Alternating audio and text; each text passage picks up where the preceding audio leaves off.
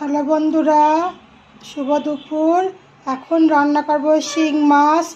শিং মাছের উপকরণগুলো দেখিয়ে দিলাম আপনাদেরকে। এরপর শিং মাছ ভুনা করে ফিরে আসে বাকিটুকু দেখাবো। এখন দেখাবো শিং মাছ ভুনা। শিং মাছ ভুনা করতে কী কী উপকরণ লাগছে সেগুলোকে আপনাদের সামনে দেখাচ্ছি। এটা আছে বাটা মশলা। বাটা মশলার মধ্যে একটু জিরে দিয়েছি, 2 কোয়া রসুন, 4টা কাঁচামরিচ আর একটু 2টা পেঁয়াজ দিয়ে মশলাটা কষিয়ে নিচ্ছি।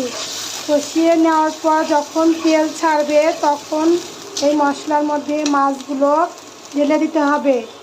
এরপর মাছগুলো একটু হালকা কষিয়ে নিয়ে তারপর এর মধ্যে পরিমাণ মতন পানি দিতে হবে।